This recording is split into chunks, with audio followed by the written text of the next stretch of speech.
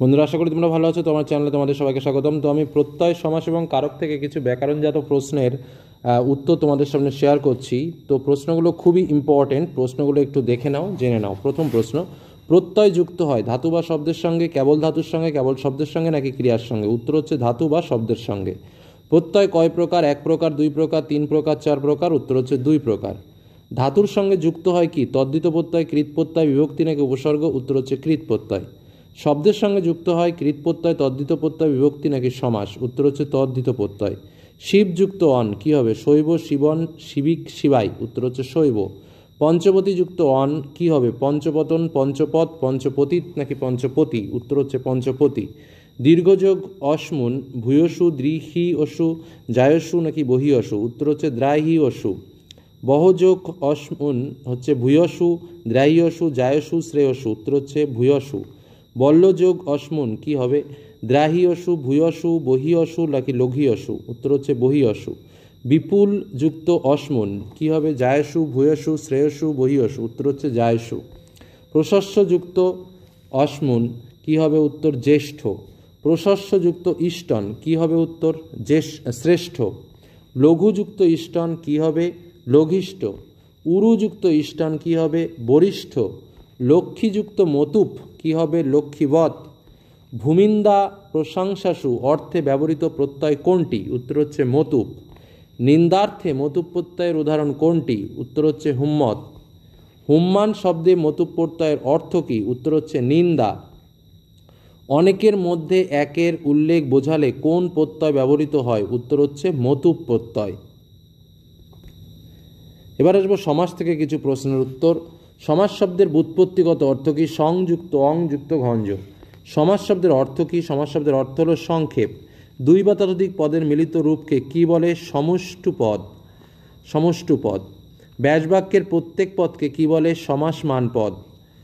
সমর্থ পদবিধি সূত্রটি কোন বিষয়ের সূত্র? উত্তর হচ্ছে সমাসের।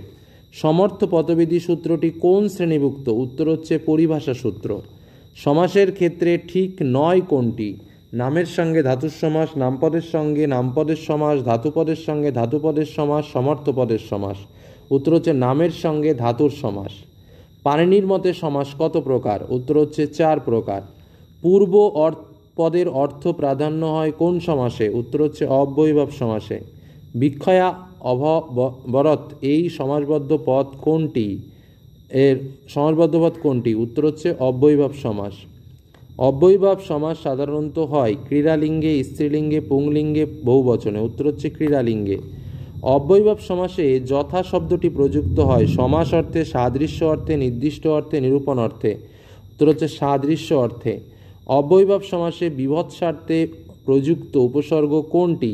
প্র, প্রতি, অনু না সম? উত্তর হচ্ছে প্রতি। অব্যয়ীভাব সমাজে অনু উপসর্গ প্রযুক্ত হয় কোন অর্থে? পশ্চাৎ, পূর্ব, অন্ত নাকি মধ্য? উত্তর হচ্ছে পশ্চাৎ। যোগার্থে হয় কৃৎ প্রত্যয়, তদ্ধিত প্রত্যয়, অব্যয়ীভাব সমাস নাকি বিভক্তি? উত্তর হচ্ছে অব্যয়ীভাব সমাস। নিমিষকৃত্যম সব পদটি তৎপুরুষ সমাস, বহুব্রীহি সমাস, দ্বন্দ্ব সমাস নাকি অব্যয়ীভাব সমাস? উত্তর হচ্ছে অব্যয়ীভাব সমাস।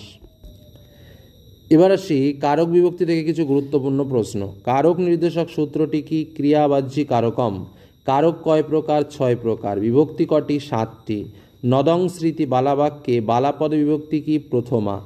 মুনি বনম উপবাসিত বাক্যে বনম পদের বিভক্তি কি? দ্বিতীয়া। বিদ্যয়া উনো বাক্যে বিদ্যাপদে বিভক্তি কি? তৃতীয়া। জপ মন্ননু প্রাবর্ষর্ত বাক্যে জপম পদের বিভক্তি কি? দ্বিতীয়া। ব্যাকরণে সিদ্ধ বাক্যে পদে প্রযোজ্য সূত্র কি? স্বতন্ত্র কর্তা। কর্ম প্রবৃত্তিমূলক অর্থে বিভক্তি হয় কি? দ্বিতীয়া ও পঞ্চমী। ক্রিয়া বিশেষণে বিভক্তি হয় কি? দ্বিতীয়া। অকথিত কর্ম বলতে কি বোঝায়? গৌণ কর্মকে। কাকত্ব মোদকং রক্ষ বাক্যে মোদকং পদে কারক নির্দেশক সূত্রটিকে কি বলা হয়? কর্তুরী প্রণীত তমং কর্ম। ঠিক আছে, এই যে প্রশ্নগুলো বললাম এই প্রশ্নগুলো একটু ভালো করে প্র্যাকটিস করো। আশা রাখছি এখান থেকেই বা যে কটা প্রশ্ন আমরা আলোচনা করলাম এর মধ্যেই তোমরা ব্যাকরণজাত যে আমাদের পরীক্ষাতে প্রশ্নগুলো আসবে অনেক প্রশ্নই এ কটার মধ্যেই কমন পাবে। ধন্যবাদ।